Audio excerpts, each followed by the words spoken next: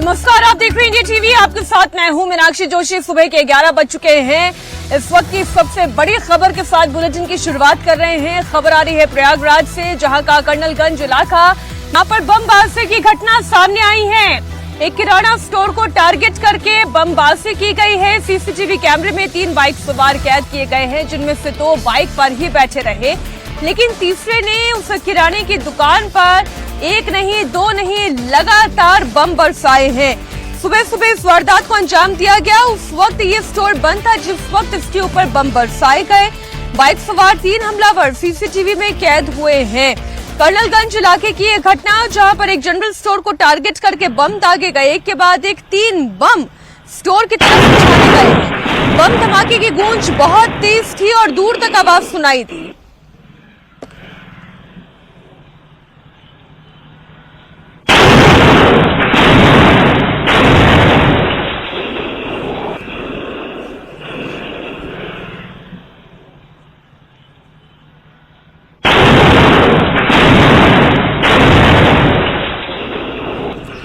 तस्वीरें इस वक्त आप देख रहे हैं। एक के बाद एक 3 बम फेंके गए। उस वक्त जब ये बम फेंका गया, ये जनरल स्टोर बंद था, लेकिन इसके धमाके इतने तेज थे कि आसपास के इलाके में धमाके की गूंज सुनाई दी। एक बार फिर से आप देखें इन तस्वीरों को।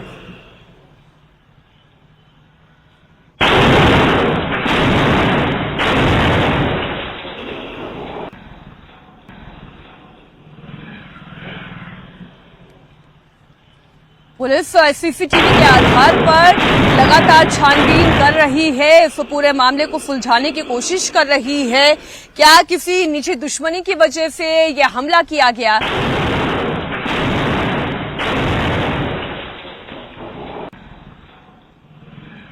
दिल्ली का मयूर विहार इलाका, जहां पर पुराने मंदिरों को लेकर इस वक्त जंग छिड़ी हुई है। 3 ऐसे मंदिर हैं जो बेहद पुराने हैं। इन्हें ढहाने के लिए बुलडोजर कार्रवाई होनी थी, लेकिन उससे पहले ही ये मामला सुप्रीम कोर्ट पहुंच चुका है। बड़ी खबर आपको दे दें, सुप्रीम कोर्ट इस मामले में तुरंत सुनवाई के लिए तैयार भी हो गया है। आज ही सुप्रीम कोर्ट के 3 जजेस की बेंच इस मामले की सुनवाई करेगी। दरअसल संजय लेक पार्क इलाके में मंदिर गिराने के लिए पहुंचे डीडीए के बुलडोजर्स को भारी विरोध का सामना करना पड़ा और डीडीए के बुलडोजर यहां से बैरंग लौट गए। डीडीए ने कल ही मंदिरों पर नोटिस चिपकाया था, जिसके बाद आज सुबह 4 बजे डीडीए की टीम को इस इलाके में पहुंचकर मंदिरों पर कार्रवाई करनी थी। डीडीए का कहना यह है कि ये मंदिर यहां अवैध तरीके से बनाए गए। एक्शन के विरोध में मंदिर में लोग पूरी रात डटे रहे। रात भर मंदिर में जागरण चलता रहा। जब वहां पर बुलडोजर पहुंचे तो लोगों ने इसका विरोध कर दिया। लोगों का कहना यह है कि मंदिर 40 साल पुराना है। यहाँ सभी कार्यक्रम डीडीए से परमिशन लेकर ही किए जाते हैं, तो मंदिर को अवैध कह देना ये दावा पूरी तरह से गलत है। लोगों को जैसे ही डीडीए का नोटिस मिलने की जानकारी मिली तो लोग मंदिर में पहुंच गए। पूरी रात मंदिर में जागरण होता रहा, जयकारे लगते रहे। मंदिर में जब लोगों के प्रोटेस्ट की खबर आई तो पटपड़गंज के बीजेपी विधायक रविंद्र नेगी भी वहां पर पहुंच गए। रविंद्र नेगी ने लोगों को समझाया। उन्होंने दिल्ली की मुख्यमंत्री रेखा गुप्ता और एलजी सक्सेना से बात होने का दावा भी किया। नेगी ने कहा, मंदिरों पर बुलडोजर एक्शन अनिश्चित काल के लिए रोक दिया गया है। साहब से बात करूंगी, एलजी साहब से बात करूंगी और उसके बाद सीएम साहब का भी फोन आपके सामने फोन आया। उन्होंने कह दिया कि अनिश्चित काल के लिए लोग दिया, अनिश्चित काल के लिए सारे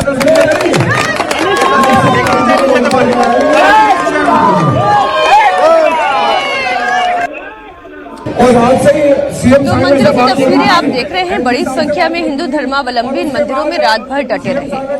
पूजा अर्चना चलती रही, जागरण चलता रहा। जाहिर है जैसे ही नोटिस इलाके के लोगों ने देखा कि इस मंदिर को अवैध कहा जा रहा है और डीडीए इस पर बुलडोजर कार्रवाई करने जा रहा है, और आज सुबह 4 बजे ही ये कार्रवाई होनी थी, लेकिन उससे पहले ही पूरी तैयारी कर ली गई। मामला सुप्रीम कोर्ट तक पहुंच गया। सुप्रीम कोर्ट ने भी इस पर सुनवाई करने का आश्वासन दे दिया है। और इस बीच बीजेपी विधायक रविंद्र नेगी की मौजूदगी भी आपने देखी। उन्होंने कहा कि इस पर मुख्यमंत्री रेखा गुप्ता से और एलजी सक्सेना से बात की जाएगी। आपको बता दें, दरअसल मयूर विहार फेज 2 इलाके में संजय लेक पार्क, ये पूरी जगह जहां पर 3 मंदिर हैं, कालीबाड़ी, अमरनाथ और बद्रीनाथ मंदिर, और ये तीनों मंदिर जो इस इलाके के लोग हैं वो ये कहते हैं कि तकरीबन 40 साल पुराने हैं। लोगों का कहना ये है कि इन मंदिरों को लेकर पहले कभी कोई विवाद नहीं था और इन मंदिरों में जो भी प्रोग्राम होते थे, जो भी धार्मिक कार्यक्रम किए जाते थे, वो डीडीए की परमिशन के साथ ही किए जाते थे। ऐसे में यह मंदिर अवैध कैसे हो गया? डीडीए का यहाँ पर नोटिस चिपका देना ये गलत है। इस नोटिस में जो कहा गया है वो भी आपको बता दें। रिलीजियस कमेटी की बैठक में अतिक्रमण हटाने का फैसला किया गया था। इसी सिलसिले में संजय पार्क लेक के ग्रीन जोन में अवैध निर्माण के खिलाफ 20 मार्च को अतिक्रमण विरोधी अभियान चलाया जाएगा। लेकिन मंदिरों से जुड़े हुए लोगों का कहना यह है कि उन्हें इससे पहले कोई नोटिस नहीं दिया गया था।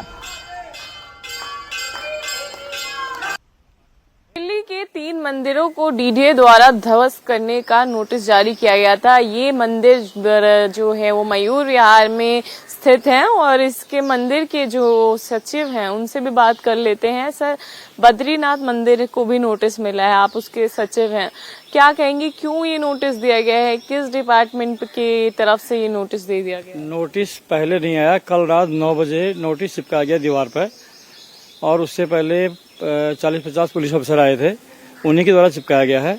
और नोटिस था हॉर्टिकल्चर की तरफ से और उसमें ये लिखा कि 2015 में कोई केस रहा होगा जिसकी हमें जानकारी नहीं है और आज तक हमें कोई नोटिस मिला भी नहीं और इस बार भी नोटिस केवल कल ही बहुत चिपका हुआ मिला। तो हो सकता है पहले कोई केस चल रहा हो डिपार्टमेंट का और हमें उसकी कोई जानकारी नहीं थी और कल ही रात उसे मंदिर को ध्वस्त करने के लिए पूरी योजना थी। तो जिसे हमारी पार्टियों ने प्लस कोर्ट ने, एडवोकेट हैं हरिशंकर जैन साहब जो हैं और उनके पुत्र हैं विष्णु जैन, उनके द्वारा एक पिटीशन फाइल की है सुप्रीम कोर्ट को और आज 10:30 बजे तक 10:30 बजे की हेयरिंग होनी है। तो शायद उससे रुक गया हो या भगवान जी की कृपा रही हो, इतना हमें जानकारी नहीं है। अच्छा, तो फिर कब का प्लान था? आज सुबह का प्लान था? आज सुबह 4 बजे का था। मैं कई सूत्रों से पता चला कि आज 4 बजे मंदिर ध्वस्त होना है और बुलडोजर भी आ चुके थे, बहुत सारी पुलिस भी आ चुकी थी, चारों ओर से मंदिर को घेर लिया गया था। एक बुलडोजर तो बद्रीनाथ मंदिर के बिल्कुल पास ही आ गया था पर उसके बाद फिर वापस गया, शायद यही कारण रहे हो। तो वहाँ पे आप लोग इकट्ठा हो गए थे? हाँ, तीनों मंदिरों के, कालीबाड़ी मंदिर जो जिसमें बंगाल के ज्यादा लोग हैं और अमरनाथ मंदिर जिसमें कश्मीर के ज्यादा लोग हैं और बद्रीनाथ मंदिर जिसमें उत्तराखंड के ज्यादा लोग हैं। लगभग सारे लोग रात भर वहाँ थे और एक दूसरे के साथ सहयोग भी कर रहे थे और रात में ही हम विष्णु जैन जी के पास गए। उनके द्वारा पिटीशन 3 बजे रात फाइल हुई है सुप्रीम कोर्ट में, ऑनलाइन हुई है। और आइए बात करते हैं नागपुर की। नागपुर में हुई हिंसा के बाद पुलिस ने एक्शन लिया है और अब जो नई जानकारी निकलकर नागपुर हिंसा से जुड़ी हुई सामने आ रही है कि इसमें बांग्लादेशी कनेक्शन भी है। आपको जानकारी दे दें, नागपुर हिंसा को लेकर साजिश का बड़ा खुलासा हुआ है। नागपुर हिंसा का बांग्लादेश कनेक्शन सामने आया है। नागपुर पुलिस के साइबर सेल ने बांग्लादेश में एक्टिव सोशल मीडिया अकाउंट की पहचान की है जिनका सीधा कनेक्शन नागपुर हिंसा से जुड़ा हुआ सामने आ रहा है। नागपुर में बड़े पैमाने पर हिंसा की धमकी दी गई है। नागपुर पुलिस साइबर सेल की नजर ऐसे और सोशल मीडिया पोस्ट पर है जिनके जरिए ये आग भड़काई गई। पुलिस लगातार एक्शन ले रही है और इस सिलसिले में बहुत जल्द पुलिस डीसीपी थोड़ी देर में पुलिस की cyber cell DCP press conference लेने जा रही है। नागपुर पुलिस दंगाइयों की धरपकड़ कर रही है। वहीं सोशल मीडिया पर आग लगाने वालों के खिलाफ भी एक्शन लिया जा रहा है। अभी तक कुल 10 एफआईआर इस पूरे मामले में दर्ज कर दी गई हैं। 4 एफआईआर सोशल मीडिया पर भड़काऊ पोस्ट करने के मामले में की गई हैं। साइबर सेल ने अब तक 97 ऐसे पोस्ट की पहचान की है जो कि इस पूरी हिंसा से जुड़ी हुई झूठी जानकारियां सर्कुलेट कर रही थी। एक ऐसे पोस्ट की भी पहचान की जा रही है। क्या इनके पीछे कोई और कनेक्शन भी सामने है? क्योंकि बांग्लादेशी कनेक्शन तो दिखाई दे रहा है। इनमें बांग्लादेश के सोशल मीडिया अकाउंट ही नहीं बल्कि हमारे देश में बैठे हुए कई नफरती लोग भी शामिल हैं। पुलिस अभी तक नागपुर हिंसा के सिलसिले में 90 आरोपियों को गिरफ्तार कर चुकी है। वीएचपी के 8 नेता भी शामिल है। विश्व हिंदू परिषद के नेताओं को सरेंडर करने के कुछ ही देर के बाद जमानत भी दे दी गई है। नागपुर में एसआईटी की कुल 18 टीमें हिंसा के एक एंगल की एक साजिश की जांच कर रही है। मास्टरमाइंड फहीम को गिरफ्तार किया जा चुका है जिसे कोर्ट ने 21 मार्च तक पुलिस रिमांड में भेजा है। वहीं नागपुर हिंसा के बाद कर्फ्यू जारी है और इसमें थोड़ी ढील दी जाएगी। ये ढील दी जाए या ना जाए, इस पर फैसला आज लिया जाएगा।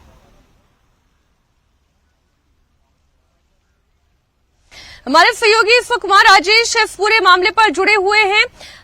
राजेश, जिस तरीके से घटना पेश आई है, इसमें बांग्लादेशी कनेक्शन क्या निकल कर आया है? देखिए, कई ऐसे पोस्ट हैं जो भड़काऊ बयानबाजी कर रहे हैं, लोगों को भड़का रहे हैं, और ये दंगे से पहले और दंगे के बाद दोनों ऐसे पोस्ट की तफ्तीश जो है वो पुलिस कर रही थी, और उसमें कई ऐसे पोस्ट मिले हैं जो देश के बाहर यानी कि बांग्लादेश से किए गए हैं और लोगों को भड़काने वाले पोस्ट किए गए, जिसकी तफ्तीश फिलहाल नागपुर साइबर सेल भी कर रही है और महाराष्ट्र साइबर डिपार्टमेंट भी कर रही है। तो तकरीबन ऐसे 100 पोस्ट हैं मीनाक्षी, जिनकी जांच चल रही है और उन पोस्ट को ब्लॉक किया जा रहा है, डिलीट किया जा रहा है। 5000 ऐसे पोस्ट हैं। साइबर सेल के सीनियर इंस्पेक्टर इस वक्त हमारे साथ हैं। सर, एक मिनट सर, कितने ऐसे पोस्ट हैं, लाइव हैं सर अभी आप इंडिया टीवी पे, कितने ऐसे पोस्ट हैं जिनको आप लोगों ने आइडेंटिफाई किया है जो भड़का रहे हैं? 172 पोस्ट है वैसे तो, अभी उसमें से 37 पे हमने केस किया है। आपने को डिलीट किया है और क्या? डिलीट सभी करने के लिए भेजा है महाराष्ट्र साइबर को। अभी वहाँ से जैसे जैसे उनको ये होगा तो डिलीट कर रहे हैं। कुछ पोस्ट देश के बाहर से, बांग्लादेश से भी मिले हैं, ऐसा लोकेट हुआ है आईपी एड्रेस? अभी आईपी एड्रेस आने के बाद ही वो पता चलेगा कैसे बाहर से भी हुई है। तो ये दंगे के पहले और दंगे के बाद दोनों तो के पोस्ट जो है वो आप नहीं, दंगे के बाद पहले नहीं, दंगे चालू हुए वैसे ही चालू हो गए पोस्ट, तो उसको हम डिलीट कर रहे हैं और उस पर जो भड़का हुआ है उस पर कार्रवाई कर रहे हैं। तो कार्रवाई कर रही है साइबर सेल की टीम, और आपको मैं साइबर सेल के दफ्तर में भी लेके जाता हूं और दिखाता हूं कि किस तरीके से ये कार्रवाई हो रही है मीनाक्षी, क्योंकि पुलिस का मानना है कि एक पोस्ट था जिसमें वो चादर जलाने वाला वीडियो था, उसको अलग अलग तरीके से फैलाया गया और साइबर सेल के जो लोग हैं वो हर आपको दिखेंगे कि वो अलग अलग लैपटॉप और कंप्यूटर पे बैठ के वो सारे पोस्ट को खंगाल रहे हैं, देख रहे हैं, एक एक पोस्ट की जानकारी निकाल रहे हैं और फेसबुक को लिख रहे हैं, इंस्टाग्राम को लिख रहे हैं, ताकि वो सारे पोस्ट जो हैं वो डिलीट किए जा सके। अब इस कंप्यूटर पे देख लीजिए, वो सारे पोस्ट जो हैं वो देखे जा रहे हैं और एक एक करके सबसे बड़ा जो कल्प्रिट इस पूरे दंगे में सामने आया मीनाक्षी, वो सोशल मीडिया है। सोशल मीडिया पर वो लोग जिन्होंने ये पोस्ट लिखे हैं, तो साइबर सेल के दफ्तर में इस वक्त हलचल है। सबसे ज्यादा हलचल इस वक्त यहीं पर है। लोग जो हैं, जो यहाँ के कर्मचारी हैं, जो यहाँ के पुलिस ऑफिसर्स हैं, वो लगातार ऐसे पोस्ट को खंगाल रहे हैं और केस कर रहे हैं और डिलीट करने की कोशिश कर रहे हैं। 4 अलग-अलग एफआईआर हमारे सहयोगी राजेश, जिस वीडियो के बारे में बात कर रहे थे कि दावा ये किया जा रहा था कि एक ऐसी चादर थी जिसपे आयतें लिखी हुई थी और उस आयतें लिखी हुई चादर को जलाया गया, फाड़ा गया या उनके साथ बेअदबी की गई, ऐसे बहुत सारे वीडियो सर्कुलेट हुए। लेकिन मुख्यमंत्री देवेंद्र फडणवीस ने कहा ये तमाम दावे सिरे से गलत हैं, ये अफवाहें फैलाई जा रही थी। जबकि वीएचपी जिस चादर के साथ प्रदर्शन कर रही थी, उस चादर पर कोई आयत नहीं लिखी हुई थी, कोई बेअदबी नहीं की गई है। इस पूरे मामले पर में छानबीन की जाएगी और पुलिस पर हमला करने वालों को तो कब्र से ढूंढ कर निकाला जाएगा। ज्यांनी पोलिसांवर हल्ला केलेला आहे त्यांना कबरीतने खोदून काढू, सोडणार नाही। बाकी सगळ्या गोष्टी क्षम्य आहेत, पण पोलिसांवर हल्ला हा क्षम्य नाही। त्यामुळे त्यांच्यावर जी स्ट्रिक्टेस्ट कारवाई आहे ती कारवाई करून विविक्षित वेळेमध्ये त्यांच्यावर ही सगळी कारवाई केली जाईल। जसं त्या ठिकाणी औरंगजेबाची कबर जाळली गेली आणि त्याच्यावर कुठली आयात लिहिलेली नव्हती, कुठलीच नाही, त्याचं नीट आम्ही व्हेरिफिकेशन केलं, त्याला मॅग्निफाय करूनही व्हेरिफिकेशन केलं, पण जाणीवपूर्वक आयाती जाळल्या अशा प्रकारचे त्या ठिकाणी मेसेजेस फिरवण्यात आले आणि त्यातून अशा प्रकारची घटना पुढची जी काही आहे ती घडलेली आहे। आणि म्हणून अशा प्रकारे जे लोक सामाजिक स्वास्थ्य बिघडवतात, जाणीवपूर्वक अशा प्रकारच्या अफवा पसरवतात, त्यांनाही दोषी धरण्यात येईल आणि त्याची कारवाई झालेली आहे। काही लोकांना पकडलेलं देखील आहे। त्यामुळे या संदर्भात कुठल्याही परिस्थितीमध्ये अतिशय कडक कारवाई ही केल्याशिवाय आम्ही थांबणार नाही। नागपुर हिंसा का मास्टरमाइंड फहीम इस वक्त पुलिस की हिरासत में है। पुलिस के रिमांड में उससे सारे सच उगलवाए जा रहे हैं। आपको बता दें, जिस चादर की बात की जा रही है बार बार कि उसमें आयतें लिखी गई थी और फिर उसके साथ बेअदबी की गई, दरअसल ये सरासर झूठ है। अभी तक जितनी भी जांच पड़ताल हुई है उसमें यह पाया गया ऐसा कुछ नहीं हुआ, लेकिन फिर भी फहीम ने इस तरीके की बातें, इस तरीके की अफवाहें फैलाई, बार बार शिकायत की, जिससे कि माहौल खराब हो। अब उससे सच उगलवाया जा रहा है। महाराष्ट्र के नासिक में डबल मर्डर के बाद हड़कंप मचा हुआ है। आपको बता दें, रंग पंचमी के त्योहार के बीच एनसीपी नेता मन्ना जाधव और प्रशांत जाधव की बदमाशों ने हत्या कर दी। मन्ना जाधव अजीत पवार की पार्टी के शहर उपाध्यक्ष पद पर तैनात थे। हमलावरों ने अम्बेडकरवाड़ी इलाके में उनके घर के सामने दोनों को चाकू मार दिया। चाकू लगने के बाद दोनों को नासिक जिला अस्पताल में एडमिट कराया गया, लेकिन डॉक्टर्स ने उन्हें मृत घोषित कर दिया। एनसीपी नेता और उनके भाई की हत्या के बाद लोगों में बहुत गुस्सा है। बड़ी संख्या में लोग अस्पताल के बाहर जमा होकर पुलिस से बहस करते हुए नजर आए। हत्या के बाद पूरे इलाके में पुलिस ने सुरक्षा व्यवस्था कड़ी कर दी है। नागपुर में औरंगजेब के नाम पर दंगा भड़काने वाले मास्टरमाइंड स्क्रिप्ट राइटर की पहचान हो चुकी है। वो शख्स जिसे कभी किसी चुनाव में 1000 से ज्यादा वोट तक नहीं मिला, उस शख्स ने इस दंगे को भड़काने का काम किया। उस शख्स का नाम है फहीम खान। वो फहीम इस वक्त पुलिस की हिरासत में है, उससे पूछताछ की जा रही है। नागपुर में जब हिंदूवादी संगठन औरंगजेब का सांकेतिक पुतला जला रहे थे, उस वक्त फहीम वहीं पर मौजूद था। यहां से निकलकर वो सीधा मुस्लिम बस्ती में गया और वहां पर उसने ऐसी स्क्रिप्ट पढ़ी कि पूरा नागपुर दंगे की आग में झुलस उठा। क्या है पूरी कहानी, देखिए इस रिपोर्ट में।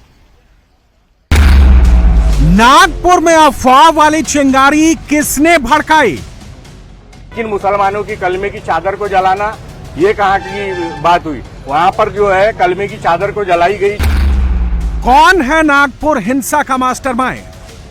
ये कौम जो है अपने हक के लिए खुद आवाज उठा लेंगी। नागपुर में प्री प्लान्ड हिंसा की साजिश किसने रची? हिंदुओं के फोटो दिख रहे हैं, कुछ भगवान के फोटो दिख रहा है, वही गाड़ियाँ उन्होंने तोड़ी हुई है। और हमारे बाकी के रोड पे जितनी भी उनकी गाड़ियाँ रहती उस दिन वही गाड़ियाँ नहीं थी, पहले उन्होंने हटा लिया था और वो टारगेटेड था, पूरा प्लान वर्किंग था। नागपुर में अफवाह वाली चिंगारी किसने फैलाई? उपद्रवियों वाली भीड़ किसने जुटाई? दंगे वाली आग किसने लगाई? हिंदुओं के मोहल्ले में दहशत किसने फैलाई? महिला पुलिस कर्मियों से बदसलूकी किसने की? नागपुर हिंसा से जुड़े हर एक सवाल का जवाब मिल चुका है। लब्बैक या रसूल अल्लाह, लब्बैक, लब्बैक, लब्बैक या रसूल अल्लाह, लब्बैक, लब्बैक, लब्बैक या रसूल अल्लाह, लब्बैक, लब्बैक, लब्बैक या रसूल अल्लाह, लब्बैक। ये फहीम शमीम खान है। पुलिस एफआईआर में इसे नागपुर हिंसा का मास्टरमाइंड बताया गया है। 17 मार्च को नफरती और झूठी अफवाह फैलाने का आरोप भी इसी पर लगाया गया है।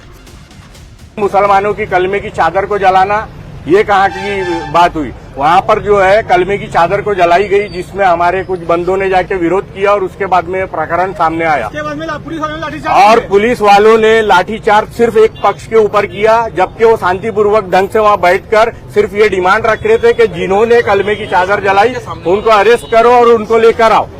लेकिन मसला ये हुआ, आज यहाँ पे हमारे को जो है डीसीपी और एसीपी साहब ने जो है आश्वासन दिया कि, और वो हमेशा आश्वासन वाला लॉलीपॉप मिलता है हमारे को। नागपुर हिंसा मामले में पुलिस ने 6 एफआईआर दर्ज की है। फहीम खान को मुख्य आरोपी बनाया गया है, जबकि 51 नामजद और 1250 से ज्यादा लोगों पर एफआईआर दर्ज की गई है, जबकि 51 नामजद और 1250 से ज्यादा अज्ञात लोगों पर एफआईआर दर्ज की गई है। नामजद आरोपियों में फहीम के साथ सैफ अली खान, शेख नदीम, मोहम्मद शहनवाज, रशीद शेख, मोहम्मद हरीश, यूसुफ शेख, शेख सादिक, मोहम्मद यूसुफ, असीम शेख का नाम शामिल है। मुख्य आरोपी फहीम खान समेत 60 आरोपियों को पुलिस गिरफ्तार कर चुकी है। फहीम को 21 मार्च तक पुलिस कस्टडी में भेजा गया है। फहीम खान ने कैसे झूठी अफवाह फैलाकर एंटी हिंदू नैरेटिव तैयार किया, कैसे औरंगजेब की कब्र को लेकर प्रोटेस्ट के विरोध के बहाने दंगे की प्लानिंग की, कैसे दंगाइयों की भीड़ को इकट्ठा किया, कैसे हिंसा के लिए उकसाया, कैसे हथिया, पत्थर, डंडे, चाकू, तलवार का इंतजाम किया, सब बताएंगे। लेकिन सबसे पहले ये जान लीजिए कि फहीम खान कौन है। Fahim Khan Minority Democratic Party का नागपुर अध्यक्ष है। फहीम ने 2024 में नागपुर लोकसभा सीट से नितिन गडकरी के खिलाफ चुनाव भी लड़ा था। चुनाव में फहीम की जमानत तक जब्त हो गई थी, उसे केवल 1073 वोट ही मिले थे। फहीम के खिलाफ पहले भी नागपुर पुलिस ने 3 मामले दर्ज किए थे। फहीम खान नागपुर में अपनी सियासी जमीन चमकाने का मौका ढूंढ रहा था। जब महाराष्ट्र में औरंगजेब के खिलाफ प्रदर्शन शुरू हुए तो उसे अपनी सियासी रोटी सेकने का मौका दिखा। एक समुदाय विशेष के खिलाफ लोगों को भड़काकर अपनी सियासी जमीन तैयार करने का मौका मिला। के जो चेयरमैन है वो हजरत औरंगजेब के खिलाफ जो ये सारी चीजें बोल रहे हैं, आज वो कहाँ है? जिन मुद्दों के ऊपर उनको बोलना चाहिए तब उनके फोन नहीं आते।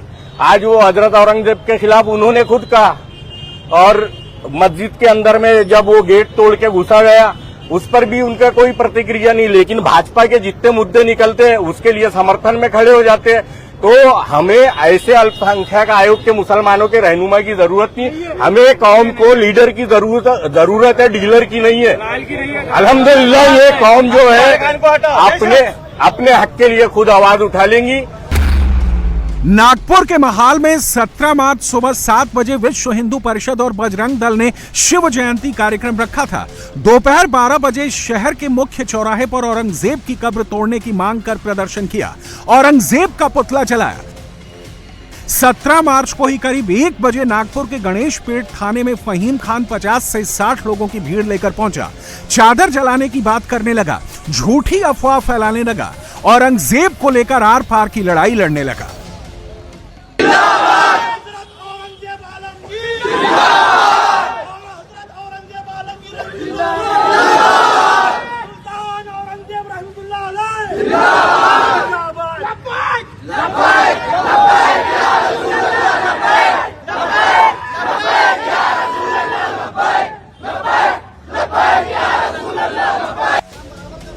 इस दौरान पुलिस ने शांति बनाए रखने की भी अपील की। गलतफहमी पैदा मत करो। पुलिस अपना काम बराबर कर रही है। बच्चों का मेडिकल होगा।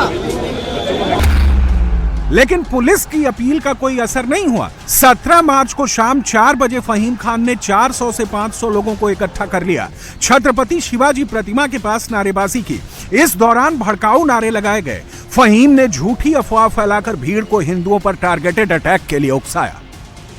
पुलिस ने जो एफआईआर लिखा है उससे यह समझ में आ रहा है कि फहीम खान नाम का शख्स जो है, जो माइनॉरिटी डेमोक्रेटिक पार्टी का लीडर भी है और चुनाव भी लड़ चुका है, वो उस रोज गणेश पेट पुलिस स्टेशन गया था। पहले पुलिस स्टेशन जाने के बाद फिर वापस वो शिवाजी के पुतले पर गया और वहां पर उसने लोगों को भड़काया, जिसके बाद बड़ा उपद्रव सामने आया है। यानी कि उसे बतौर मास्टरमाइंड पुलिस का एफआईआर जो है वो कह रहा है। तो हम जब पुलिस दंगाइयों को रोकने लगी तो दंगाइयों ने पुलिस के खिलाफ नारेबाजी की। पुलिस पर भी जानलेवा अटैक किया। हमले में 33 पुलिसकर्मी घायल हो गए। दंगाइयों ने महिला पुलिसकर्मियों के साथ छेड़खानी भी की। दावा किया जा रहा है कि इस दौरान फहीम खान भीड़ के साथ मौजूद था।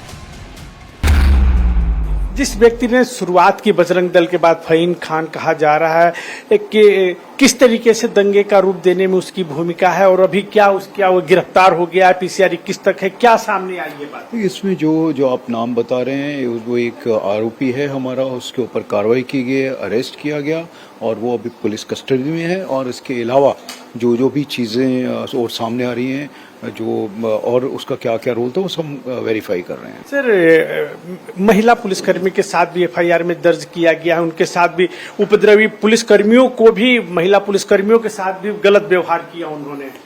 ये जो भी इसमें चीजें सामने आई हैं, क्योंकि जो सब रिकॉर्ड का ये है और उस रिकॉर्ड के हिसाब से आगे कार्रवाई कर रहे हैं।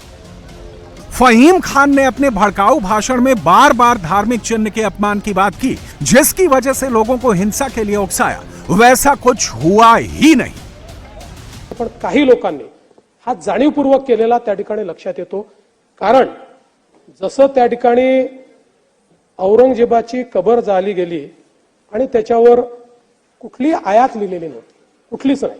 त्याचं नीट आम्ही व्हेरिफिकेशन केलं, त्याला मॅग्निफाय करूनही व्हेरिफिकेशन केलं, पण जाणीवपूर्वक आयाती जाळल्या अशा प्रकारचे त्या ठिकाणी मेसेजेस फिरवण्यात आले आणि त्यातून नागपुर दंगे से जुड़ी ये एफआईआर गणेश पेट पुलिस स्टेशन में दर्ज की गई है. इसमें जो बातें लिखी हैं वो बेहद चौंकाने वाली हैं और इस बात का इशारा कर रही हैं कि नागपुर हिंसा प्री प्लान थी. औरंगजेब की कब्र के खिलाफ हुए प्रोटेस्ट के बाद 500 से 600 मुस्लिमों की भीड़ छत्रपति शिवाजी महाराज के पुतले के पास इकट्ठा हुई. भीड़ बेहद उग्र थी. पुलिस बार बार उनसे निवेदन कर रही थी, लेकिन भीड़ में कोई भी कुछ सुनने के मूड में नहीं था. लोग जोर जोर से चिल्लाकर एक दूसरे को दंगा करने के लिए उकसा रहे थे.